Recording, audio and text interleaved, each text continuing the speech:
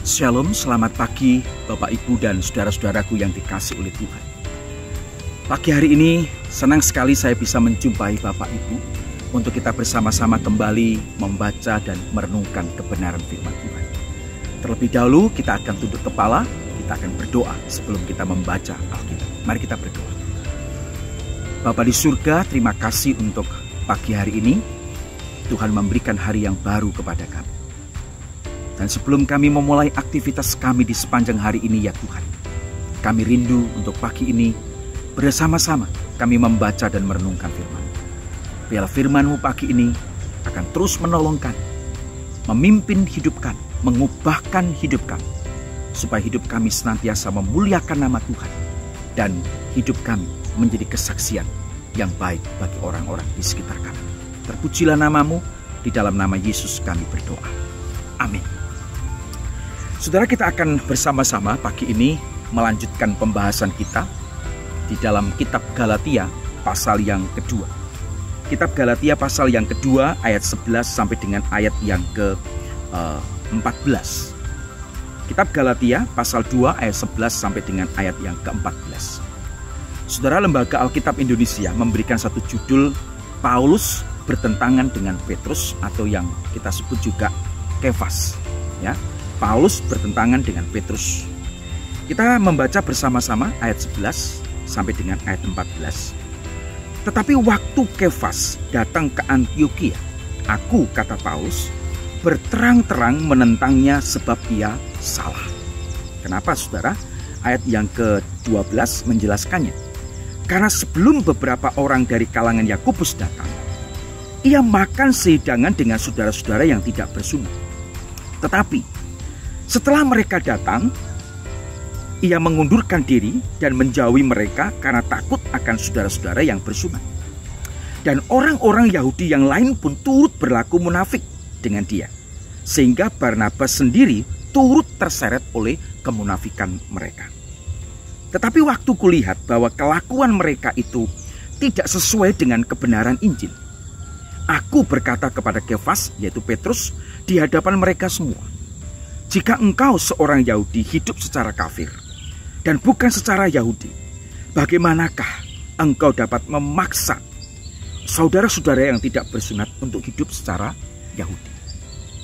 Saudara, satu kata yang menarik untuk saya mencoba untuk saya dan saudara ajak renungkan bersama, yaitu kata munafik.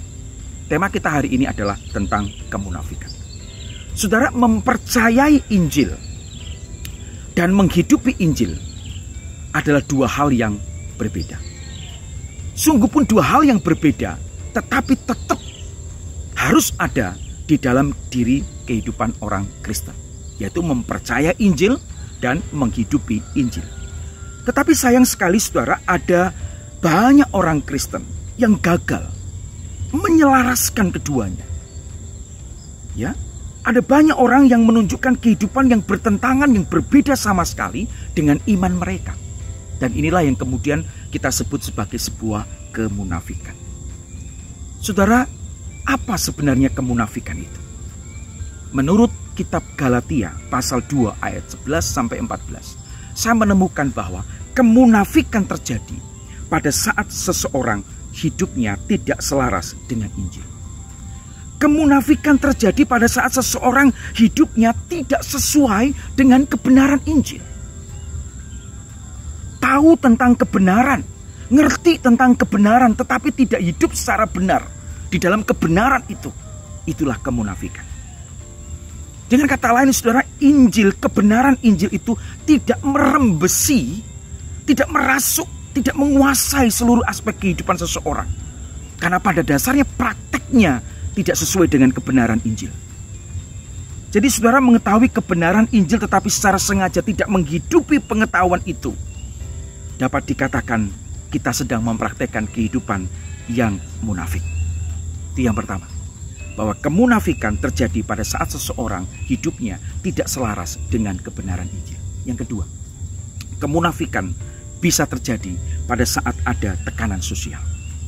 Saudara, Petrus merasa terintimidasi dengan golongan Yahudi dari Yerusalem yang datang pada saat itu.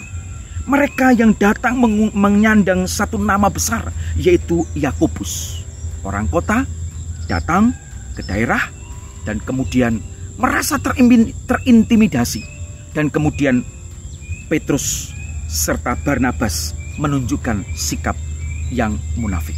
Hati-hati saudara, kemunafikan bisa muncul, bisa terjadi karena ada tekanan sosial. Barnabas dan orang-orang yang lain pun menurut ayat 13 turut terseret di dalam kesalahan ini.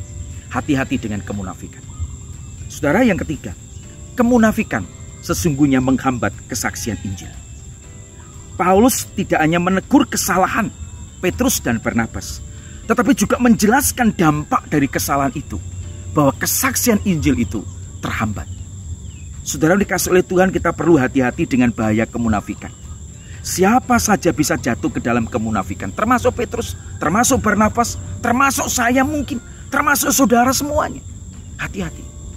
Ketika hidup kita tidak selaras dengan kebenaran Injil, kita sudah masuk dalam sikap kehidupan yang munafik. Saudara sekali dikasih oleh Tuhan, satu-satunya cara untuk kita bertahan di dalam kehidupan yang lurus, kehidupan yang benar adalah selalu memikirkan Injil Yesus Kristus dalam setiap tingkah laku kita. Membiarkan Injil itu dan kebenaran Injil itu meresap dan merembesi ke seluruh area kehidupan kita. Sehingga yang tampil keluar dalam kehidupan kita adalah apa yang ada di dalam, yaitu Injil kebenaran itu sendiri. Mari saudara, kita hidup, bukan hidup di dalam kemunafikan, tetapi hidup kita adalah kehidupan yang tulus, jujur, terbuka, sesuai dengan kebenaran Injil. Tuhan Yesus memberkati kita. Amin. Terima kasih ya Tuhan untuk pagi hari ini. Tuhan memberikan kesempatan bagi kami untuk bersama-sama membaca dan merenungkan kebenaran firman-Mu. Sekalipun hanya sejenak, sekalipun hanya singkat, tetapi hari ini kami sangat bersyukur Tuhan ingatkan kami kembali tentang kemunafikan. Ketika kehidupan kami tidak selaras dengan kebenaran Injil, ketika kehidupan kami berbeda sama sekali dengan Injil yang Tuhan beritakan, yang Injil yang Tuhan sampaikan, sesungguhnya kami sedang hidup di dalam kemunafikan.